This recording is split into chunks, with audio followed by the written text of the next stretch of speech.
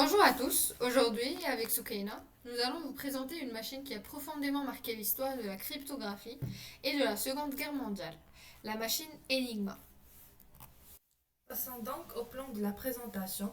Dans cette présentation, nous allons expliquer le fonctionnement général de la machine Enigma, explorer les rotors et le blackboard, le cœur du chiffrement, comprendre pourquoi Enigma semblait incassable et voir comment elle a été cassée, d'abord grâce à une faille mathématique, puis avec les cribs et la machine de Turing. Illustré avec une petite démo Python Enigma et le Crib Attack, et enfin comparer Enigma avec AES, un système moderne de cryptographie. Enigma a été utilisée par l'armée allemande sur terre, sur mer et dans les airs pour chiffrer des messages militaires ultra confidentiels, comme des plans d'attaque, des déplacements de groupes ou des informations stratégiques. Chaque jour, des milliers de messages étaient chiffrés. Les Allemands pensaient qu'Enigma était incassable. Pourtant, elle a été déchiffrée. Et cela a changé le cours de la guerre. Enigma est une machine électromécanique. Elle est composée d'un clavier, d'un blackboard à l'avant, de routeurs à l'intérieur, d'un réflecteur et d'un panneau de lampe. Chaque lettre que l'on tape sur le clavier fait circuler un courant électrique dans la machine et allume une autre lettre sur le tableau de lampe. C'est un trailer pour la partie du déchiffrement. Le trajet du courant est le suivant. Tout d'abord, on a le clavier, ensuite on passe vers le blackboard, on passe à travers le rotor 3, le rotor 2 et ensuite le rotor 1 pour passer vers le réflecteur, ensuite faire le même trajet des rotors et revenir au blackboard pour allumer la lampe. Ce circuit électrique paraît simple quand on le dessine, mais à l'intérieur, le câblage des rotors est très complexe et surtout, il change à chaque frappe. Donc le résultat qu'on a, chaque lettre est chiffrée différemment au cours du message, ce qui rend chaque message unique. Alors passons à expliquer les composants de cette machine. Premièrement, les rotors. Chaque rotor est une permutation fixe de l'alphabet. Quand un courant entre par lettre, il ressort par une autre. À chaque lettre tapée, le rotor de droite tourne d'un cran comme un compteur kilométrique. Quand il fait un tour complet, il fait avancer le rotor du milieu, puis le rotor de gauche. On a donc un effet seconde, minute, heure. Cela signifie que la même lettre tapée deux fois de suite ne sera presque jamais chiffrée de la même manière. Ensuite, on a le blackboard, avant et après les rotors. Le courant passe par le blackboard. C'est une sorte de multiprise où l'on connecte des paires de lettres avec des câbles. Par exemple, on connecte A et G, M et T, Q et Z, etc. Cela ajoute une première permutation en entrée et une dernière permutation en sortie, ce qui augmente énormément l'espace de clés. Ensuite, on a le réflecteur. Donc enfin, le courant arrive au réflecteur, il renvoie le signal dans l'autre sens à travers les rotors, puis revenir vers le panneau de lampe. Grâce à lui, la même configuration permet à la fois de chiffrer et de déchiffrer. Si on tape le message chiffré sur une machine réglée, pareil, on retrouve le message en clair. Alors, ici on voit la machine Enigma en action avec le mot number file. En bas, on voit le texte tapé et juste dessous le texte chiffré. D'abord, Y et T. Puis, quand on tape tout le mot, on obtient une combinaison, c'est le message chiffré. Ce qui est intéressant, c'est que la même lettre ne donne pas toujours le même résultat. Par exemple, la lettre dans number file ne se chiffre pas de la même façon à chaque fois. Cela vient du fait que les rotors tournent à chaque frappe, donc le chemin électrique change en permanence. Pour ceux qui aiment les maths, on peut décrire Enigma comme une grande permutation de l'alphabet.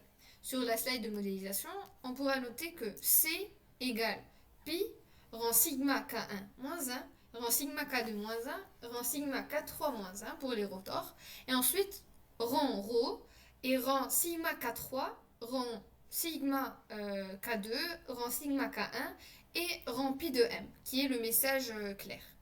Ou pi, c'est la permutation du blackboard, ensuite le sigma KI, c'est la permutation du rotor I, où on a 3.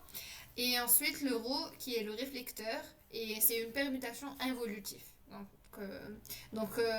L'inverse représente le passage-retour à travers les 3 rotors qu'on a. En combinant tous ces éléments-là, on obtient un espace de clé gigantesque. On a 5 rotors où on choisit 3. Donc on a 60 combinaisons qui fait 5 fois 4 fois 3. Et ensuite 26 positions par rotor. Et on a 3 rotors, donc c'est 26 fois 26 fois 26 qui fait 26 à la puissance 3 et qui donnera 17 576 positions. Et ensuite on a le plaqueboard qui donnera environ 150 trillions de possibilités.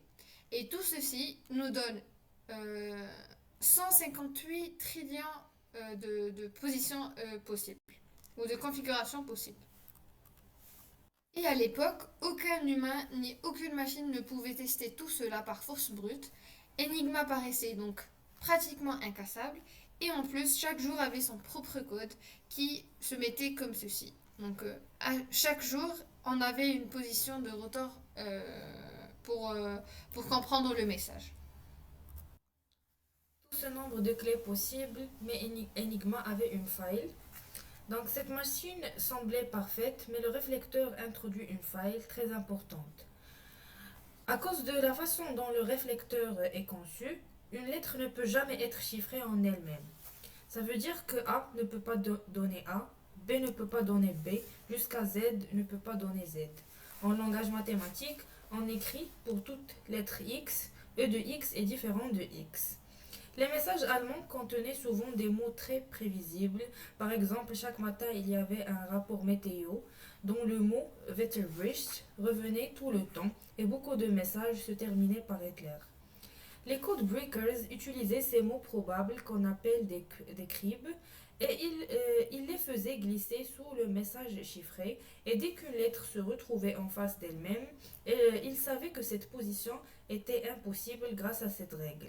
Rien qu'avec ça, ils pouvaient éliminer énormément de configurations possibles de la machine.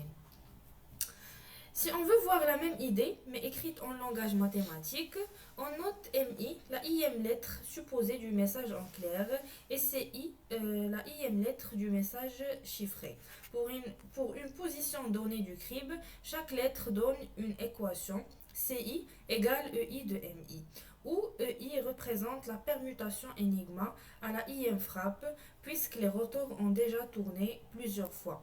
Ensuite, on décompose EI en deux parties, le plaqueboard noté et les rotors plus le réflecteur regroupés dans une permutation RI qui dépend des positions des rotors. En remplaçant, on obtient la relation suivante, pi moins 1 de CI égale à RI pi de MI. Donc chaque lettre du crib nous donne une contrainte sur la permutation du plaqueboard pi et la position initiale des rotors, tout dont dépend RI. En alignant tout le crib, on obtient un système d'équations. Si une hypothèse sur le plaqueboard ou sur les rotors crée une contradiction, on sait que ce réglage est impossible et on l'élimine. Maintenant, on passe à la machine de Turing, qui s'appelait la bombe ou Bamba, qui faisait ce travail automatiquement. Elle testait de nombreuses combinaisons de rotors et de plaqueboard, et elle éliminait très vite celles qui violaient les équations issues des cribs ou de la règle « une lettre ne peut pas devenir elle-même » comme on vient de dire.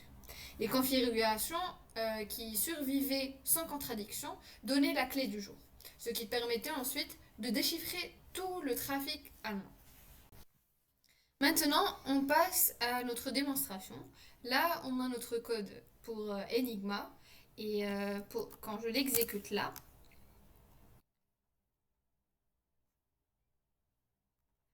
donc on chiffre deux fois le mot hello. On a hello et hello again. Et à chaque fois, le résultat n'est pas le même. Parce que les positions initiales des rotors, elles changent.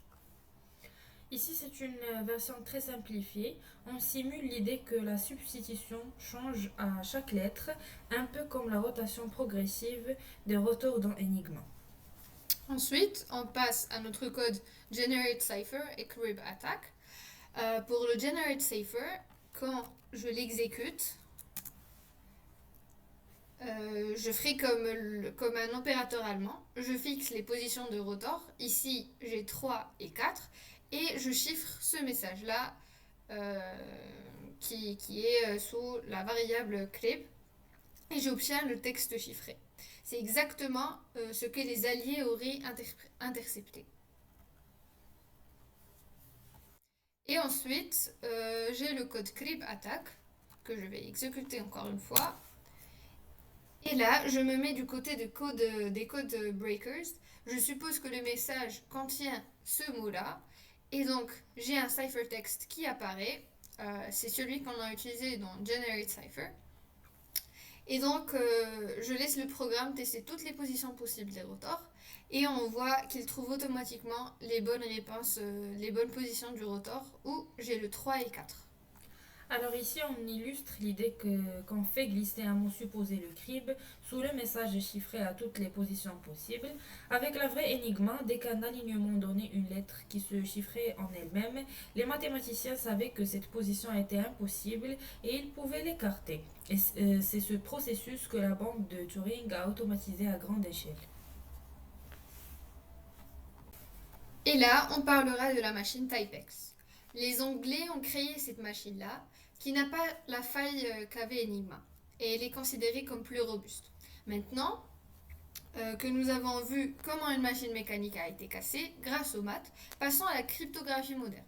Aujourd'hui, on n'utilise plus des rotors physiques, mais des algorithmes. Donc nous pourrons parler d'AES pour Advanced Encryption Standard. Alors, AES est un algorithme de chiffrement symétrique moderne. Il est utilisé partout, dans les applications bancaires, dans les connexions sécurisées comme HTTPS et dans des messageries comme WhatsApp et dans le stockage chiffré sur le cloud ou les smartphones. AES ne travaille pas sur des lettres, mais sur des blocs de bits avec des clés de 128, 192 ou 256 bits. Pour donner une idée, une clé de 256 bits représente un nombre de possibilités astronomiques tellement grand qu'une attaque par force brute est irréalisable avec la technologie actuelle. Alors avec AES, il n'y a plus de rotor ni de lampe, tout est basé sur des opérations mathématiques, substitution non linéaire, permutation, XOR, mélange de bits, etc.